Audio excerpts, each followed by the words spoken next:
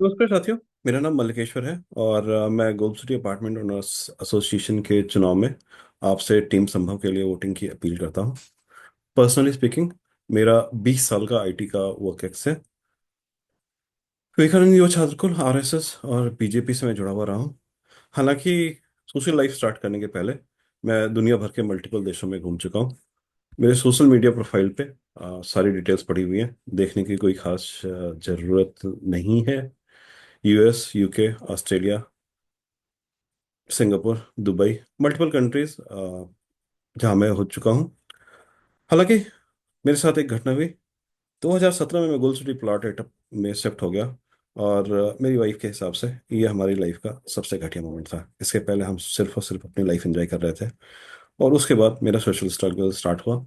And to start with, मैंने sector 75 और plot eight के विकास के लिए इंडेफिनेट हंगर स्ट्राइक में पार्टिसिपेट किया। एंड इसकी भी कवरेज सोशल मीडिया पे ठीक ठाक अवेलेबल है।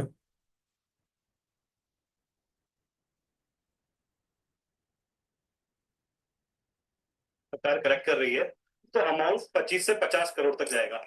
यहाँ अभी तकरीबन 24,000 रेसिडेंट्स रह रहे हैं, जिसमें कम से कम 12,000 इनकम टैक्स पेइज हैं। इसके बाद हम लोगों को पानी की समस्या के लिए, सरकार से पानी मांगने के लिए, सरकार से बिजली मांगने के लिए और सरकार से सीवर का कनेक्शन मांगने के लिए अगर भूख हड़ताल पे खाना और पानी छोड़ करके बैठना पड़ रहा है, तो इस सिस्टम में जो कोई भी लोग हैं उन्हें सर से डूब के मर जाने की जरूरत है।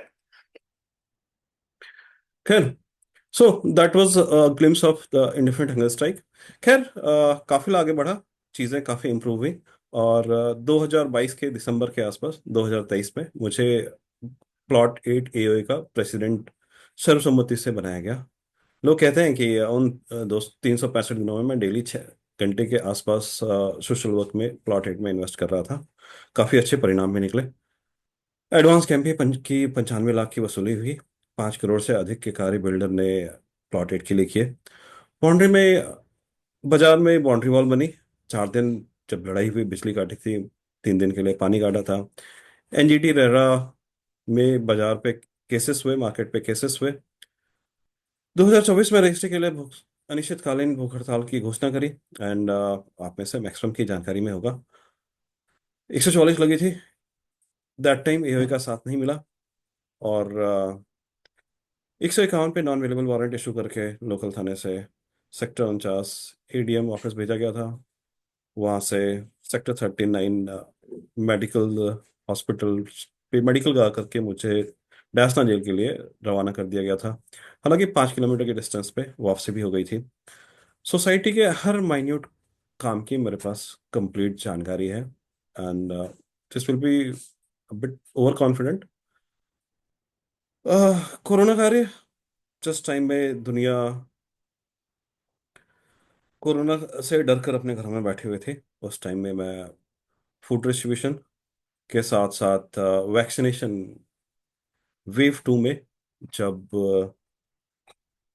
हर हफ्ते हर गली से कोई ना कोई डेड बॉडी निकल रही थी, वैक्सीनेशन लॉन्च हुई थी।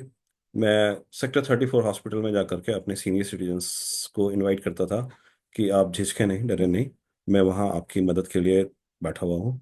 आप प्लीज़ आएँ, ज्वाइन करें और वैक्सीनेशन के काम को आगे बढ़ाएं। करंट प्रेसिडेंट प्रभात राय जी ने मेरे पर आरोप लगाया हुआ है कि मैं बिक गया हूँ, मैंने मार्केट के लिए पैसा खा लिया है। ये कुछ केसेस हैं जो कि पूरे साल प्रभात राय जी ने दबाए हुए हैं। पहला केस एनजीटी का है जो वापस ले लिया गया है। दूसरा केस रेरा का है, नीचे अपडेट देख सकते हैं। ये 2024 जनवरी के पहले फाइल हो चुका था और फिलहाल 2025 में इसकी डेट है और कोई खास डेवलपमेंट नहीं की गई है। किसी ने इस केस को अटका रखा है। रेरा वापस लिया जा चुका है और स्टे केस निपटाने के लिए जो हम कोर्ट में गए थे उसको भी दफना दिया गया है। रहा सवाल मेरी अचीवमेंट्स का, अभी तक स्पेक्ट्रम मॉल के अंदर हमने सिर्फ एक बार डेमोन्स्ट्रेशन करा है। ये इसकी तस्वीरें हैं और ये डिफरेंस बयां करती हैं प्रभात राय जी के दावों की और मेरी सच्चाई की। इस पिक्चर में आप ढूंढते हुए थक जाएंगे, मर भी जाएंगे। आपको प्रभात राय, राजीव त्यागी, मुन्ना शर्मा कहीं नजर नहीं आएंगे। हाँ, हिस्टोरिकल जो छोटे मोटी डेमोन्स्ट्रेशन नहीं है उसमें उन्होंने बहुत उछल कूद मचाई है। लेकिन ऑफ लेट कम से कम 2 साल से ये बिल्डर के साथ सेट हो चुके हैं, जिसका नतीजा ये है कि पूरे साल ये बिल्डर से ना पैसे ले पाए ना काम करा पाए। हाँ, चुनाव का टाइम आते ही बिल्डर इनके पीछे पैसे खर्च कर रहा है, करना भी चाहिए, एंड वी वांट कि अगले 1 महीने में वो बिल्डर से जितने भी इन्वेस्टमेंट इस सोसाइटी के लिए ला सकें, हम उसका स्वागत करते हैं। ये भूख हड़ताल की कुछ तस्वीरें हैं, ये प्लांटेशन ड्राइव की तस्वीरें हैं। सोसाइटी में अमरूद और जामुन के जितने भी पेड़ बड़े हुए हैं वो हमारे लगाए हुए हैं। इस सेक्टर में हमने हजारों, तकरीबन 4,000 पेड़ लगाए। सैकड़ों बड़े हुए हैं, तकरीबन 100 प्लॉट एट में ही बड़े हुए हैं। ये कोरोना टाइम की मेरी तस्वीरें हैं। वोटर आईडी कैंप्स, मैंने 50 से ज्यादा वोटर आईडी कैंप्स नोएडा शहर के अंदर लगाए हुए हैं। Now what is happening around us. ये तस्वीरें 2023 में ये बनने के पहले की हैं। आपका बेसमेंट ऐसा दिखता है 2023 में जब हमने काम करा। ये दिसंबर के फोटोग्राफ्स हैं बेसमेंट 2 के। ये आज की डेट में आपके बेसमेंट के फोटोग्राफ्स हैं। और इसका कारण ये है कि ये मशीन जो 2023 में बेसमेंट 2 में चलती थी, बंद कर दी गई, पता नहीं क्यों, पूरे साल नहीं चलाई गई। और ये फोटोग्राफ्स जो आप देख रहे हैं ये सारी आज की डेट में आपके बेसमेंट की तस्वीरें हैं।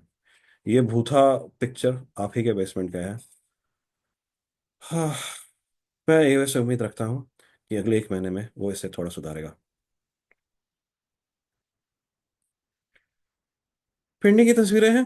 2023 से पहले आपकी सोसाइटी कुछ ऐसे दिखती थी, बिल्कुल भूथा, बिल्कुल खंडहर टाइप। 2023 के दिसंबर में जो अपडेट्स आपको शेयर की गई, ये आपके सोसाइटी की तस्वीरें हैं, पिक्चर परफेक्ट। और ये आज की डेट में आपके सोसाइटी की तस्वीरें हैं। डिटेरिएशन फिर से हो गई है, एआई ने इस पर ध्यान नहीं दिया है, और हमें आगे इस पर सुधार करने की जरूरत है। पेंटिंग के क्षेत्र में हमें सॉफ्ट एरिया पेंट करने थे, 10% काम मुश्किल से हुआ है। इंटरनेट लाओ एरिया दो इस साल पेंट करने थे, 10% काम मुश्किल से हुआ है, हमें 25 में कंप्लीट कराने हैं। ये आपकी गार्डनिंग 2023 की थी, कंपेरिजन किया था ए बनने के पहले की गार्डनिंग, ए बनने के बाद की गार्डनिंग। पूरे साल इस पिक्चर को डिटेरिएट करके आपकी एआई ने रखा, और साल के अंत में दिसंबर में प्लांटेशन करके इस पिक्चर को मैच करने की कोशिश कर रहे हैं। मैं आपको भरोसा दिलाता हूँ कि 2025 में आपकी सोसाइटी पूरे साल ऐसी नजर आएगी। सम वर्क ऑफ 2023 एओए, इसके अगेंस्ट 2024 के एओए ने कुछ भी नहीं किया है, ऐसी कोई हरकत नहीं दिखाई है। ये काम भी जो 2023 में किए गए थे, पार्कों में 1.5 लाख की तो बेंचेस डाल दी गई थी। एसटीपी में इम्प्रूवमेंट्स हुई थी। 80 सीसीटीवी कैमरे लगाए गए थे। बहुत सारे नए फीचर्स पार्कों में, ये पार्क डेवलप हुआ था। 25 में सारा काम मिसिंग है, ये डेवलपमेंट्स मिसिंग है बेसमेंट संभव। थोड़ा पहले ओपन टाइप था, इस पे भी शीट लगा दी गई। इसके अलावा और कुछ? नाउ द पॉइंट इज कि 2025 में हम करना क्या चाहते हैं। रजिस्ट्री, एक इंडिपेंडेंट हंगर स्ट्राइक की कोशिश की जा चुकी है, अनफॉर्चुनेटली सक्सेसफुल नहीं थी। 2025 में किसी भी कीमत पर रजिस्ट्री कराएंगे। हमने अपने पैनल का नाम संभव इसलिए रखा है क्योंकि 24 में ऐसा माहौल क्रिएट कर दिया गया कि रेसिडेंट्स को ये फील होने लगा है रजिस्ट्री असंभव है। किसी भी कीमत पे 25 में रजिस्ट्री कराएंगे, एंड 24 में हम पेंट कर चुके हैं। अगर जरूरत पड़ी इंडेफिनेट हंगर स्ट्राइक होगी। आईफएम्स के 3-4 करोड़ बिल्डर से लेने हैं। आपकी ये एडवांस कैम्प भी कंप्लीटली नहीं ले पाई, और जब 6 महीने लगातार एडवांस कैम्प की रिकवरी बंद बंद की गई, इन्होंने आपको बताया भी नहीं। हम निश्चित तौर पर इस काम को कंप्लीट करेंगे। टीनियर वन में 95 लाख लेके आए थे। क्लब हाउस का सौंदर्यीकरण होगा, interior decoration, exterior decoration, water harvesting system ठीक करना है, एसटीपी का एक्सपेंशन करना है। B2 में 70 लाख का काम बचा हुआ है, पूरा कराएंगे। पिछले काम 2 करोड़ का पड़ा हुआ है, पूरा कराएंगे। मैं आपसे उम्मीद करूंगा कि आप संभव पैनल के हर मेंबर को वोट करेंगे। 2025 के चुनाव में आपको ये डिसाइड करना है कि ये सोसाइटी मुन्ना शर्मा जी के कंट्रोल से बाहर आनी है नहीं। उनके पैनल के किसी भी मेंबर को अगर आप वोट करते हैं तो बेसिकली आप ये इंश्योर करने के लिए वोट कर रहे होंगे कि अगला साल भी मुन्ना शर्मा जी के कंप्लीट कंट्रोल में रहेगा, क्योंकि उनके पैनल में सिर्फ वही लोग चुनाव लड़ पाएंगे जो उनके पॉकेट में कंप्लीटली फिट होते हो। और 24 में उन्होंने बताया कि उनकी पॉकेट प्लॉट 8 के लिए विनाशकारी है। प्लीज वोट फॉर टीम संभव। प्लीज इंश्योर, कृपया टीम संभव को वोट करें।